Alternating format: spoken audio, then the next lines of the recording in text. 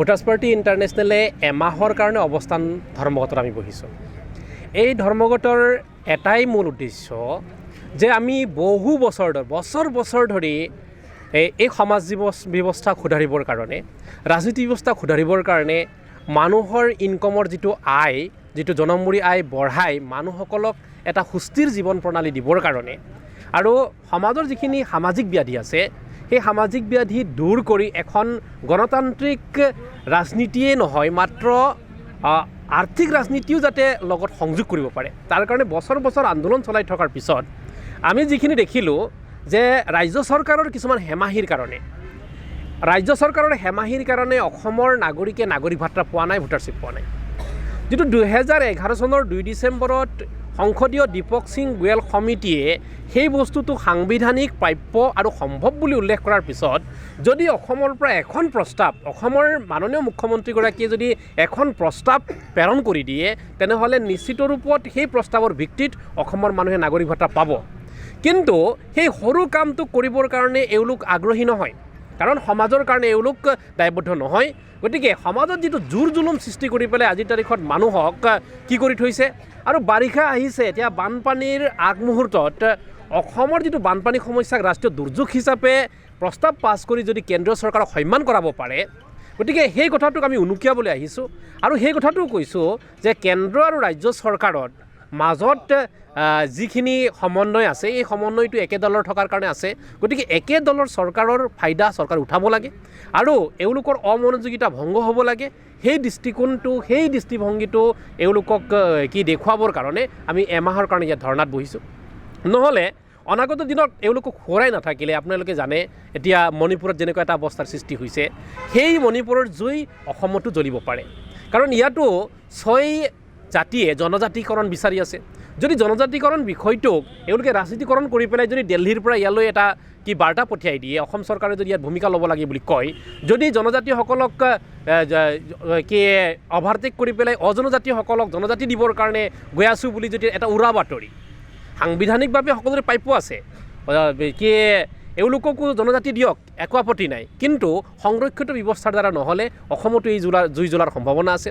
গতিকে আমি দুখ প্ৰকাশ কৰিছোঁ, মণিপুৰৰ ঘটনাকো দুখ প্ৰকাশ কৰিছোঁ। গতিকে সেইখিনি গোটেই বিষয়খিনি এওঁলোকৰ দৃষ্টি আকৰ্ষণ কৰিবৰ কাৰণে, চৰকাৰৰ দৃষ্টি আকৰ্ষণ কৰিবৰ কাৰণে, জনসাধাৰণক এলাৰ্ট কৰিবৰ কাৰণে এমহীয়া ধৰ্ণাৰ অৱস্থান ইয়াত লোৱা হৈছে। এই থকা 2024-ত ভোটাৰ্ছ পাৰ্টি ইণ্টাৰনেশ্যনেলৰ পৰা আপোনালোকে ইলেকশ্যনৰ কাৰণে কেনেকুৱা চলি আছে? নিৰ্বাচনী প্ৰক্ৰিয়াটোতো আমি ৰাজনৈতিক দল হিচাপেতো নিৰ্বাচনটো খেলিবই লাগিব, তো নিৰ্বাচনত অংশগ্ৰহণ কৰিম। তথাপিও মিত্ৰজোঁটৰ এটা আলোচনা চৰ্চা চলি আছে। গতিকে এতিয়াই মোক কাৰ লগত মিত্ৰজোঁট হোৱাৰ কাৰণে আলোচনা কৰিছে? হয়তো কাৰ লগত নহয়, আমি আগৰ পৰাই কৈ আছোঁ যেতিয়ালৈকে মিত্ৰজোঁটৰ সংবিধান আছে, মিত্ৰজোঁটৰ সংবিধান যিসকলে ফ'ল' কৰিব, এতিয়া আইডিঅ'লজি, আমাৰ আইডিঅ'লজিৰ লগত যিটো দলৰ আইডিঅ'লজি মিলিব তাৰ লগতে মিত্ৰতা হ'ব। सिगाङाव बेनो जे जोंहा प्रेसिडेन्टआथ' बुंखाबायनो माखासे। आं मोनसे बाथ्राखौसो लाजिनाय मोन्दों जे अखमनि मुख्यमन्त्रि हेमन्त बिश्व शर्मा कर्नाटकआव इलेक्शननि पारपासाव जितु माने कंग्रेसखौ द' होनानै जे कंग्रेसआ दुखियानि थाखाखौ जाजोब्बाय। जों लाजिदों भागिनफोरा, मानो होनोब्ला बे कंग्रेसनि दिनाव 17 बोसोर बैसोआव बिनि फिसालानि नामाव रायजोनि दुखियानि थाखाखौ जानानै, कंग्रेसनि जानानै, एजेन्ट जानानै 17 बोसोराव 18टा कम्पानिनि मालिक, आरो बे मानसिया थांनानै कर्नाटकआव बिजेपि जानानै मा बुङैदो कंग्रेसआ गरिबनि थाखाखौ जाबाय। निलाज्य मुख्यमन्त्रि, जों लाजिनो मोन्दों, भागिनफोरा लाजिदों आरोखि बे बाथ्राखौ लानानै। बेनि कारणे कनसिया जानांगौ।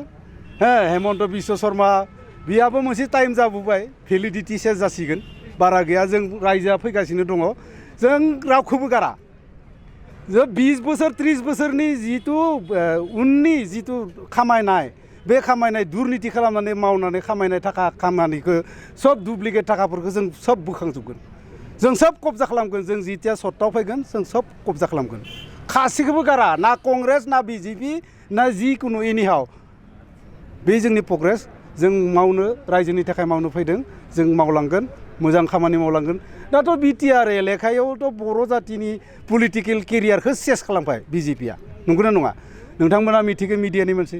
बे हिसाबै जों जातिनि कारणे बुङाखै मानसि जातिनि कारणे बुंगासिनो दङ मानसि जातिनि कारणे जों नावगासिनो दङ दिनै धोरोमनि कारणे राजनिति खालामबाय जातिनि कारणे राजनिति खालामबाय जातिया सेस जालांबाय धंस जालांबाय धर्मआलाय मा दङ जों इनि कारणे बुंदों भटार्स पार्टी इन्टारनेसनेला धर्मनि नामाव फैसा गारनाङा जातिखौ बासायनो थाखाय मानसि जातिखौ बासायनायनि थाखाय एसे मोजां खामानि मावनानै एसे थाखा डनेसन होनांगौ होननानै होमब्लासो मानसि हारिया थांनानै थानो हागोन नहलेब्ला दिनै इडुकेटेड पार्सननि खामानिफोरा सब गरिब गुन्द्राफोरा हाजिरा मुजिरा मावना जानाय मानसिफोरनि खामानिया JCB डाम्पार बुलडुजारा लांजोब्बाय बेलेग अनगायै जेबो खामानि गैया इनि कारणे जाय मानसि महरै थांना थानाय माने मेलेम गोनां मानसि बिसोरखौ भटार्स पार्टियाव लहर लहर फैनो थाखाय जोङो खावलायनाय जाबाय दिनै बेवहाय 30 साननि थाखाय धरना हाबाफारि लादों बेवहाय मुल माने थांखिया मा मूल थांखियानो जादों आसामाव जितु फ्लाड्स दा फ्लाड फैगासिनो दङ बे फ्लाड माने कन्डिसनखौ नेसनेल लेभेल दुर्योग हिसाबै घोषणा खालामनांगौ बेनिफ्राय भटारशिप हिसाबै जितु जोंनि मोनथाय इकुवेलिटि बे मोनथायखौ जोंनि आसाम बिधान सभानिफ्राय मोनसे पास खालामनानै सेन्ट्रेल कमिटियालागै सेन्ट्रेल गभर्नमेन्टआलागै हरनांगौ बिनिफ्राय जेरै माने EVM मेसिनखौ जोंनो कारणे नाङा EVM मेसिना मोजां नङा बे मोनसे सिखाव खावनायनि प्रग्रेससो बेखौ जों मिथिना मोन्दों बेफोरबायदि जों दाबि लानानै बे धरनाखौ लानाय जादों 30 सानाव लासै जुदि धरना होनाया सोलिबाय थागोन बेनि उनाव जुदि सरकारा जेबो राहा लायाबा नोंथांमोना आरो आन्दलन दङ आन्दलन प्रग्रेस हिसाबै जों मावलांबाय थागोन जेब्लासिमहालागै भटारशिप जाया एब्लासिमहालागै जों मावगासिनो थागोन कारन दिनै सेन्ट्रेलाव बिश्वआत्मा भरत गान्धीनि नामाव ओरैबायदि मोनसे क्वालिफाइड मोनसे माबा जादों जे 20 नम्बरनि भितराव सोर नेताया बेसेबां नम्बर मोन्दों लास्ट नम्बर जोंनि भटार्स पार्टी इन्टारनेसनेल बिश्वआत्मा भरत गान्धीया 19 नम्बर मोन्दों राहुल गान्धीया 16 नम्बर मोन्दों दा टप लेभेलाव दङ प्रधान मन्त्रिनि केन्डिडेट हिसाबै बिश्वआत्मा भरत गान्धी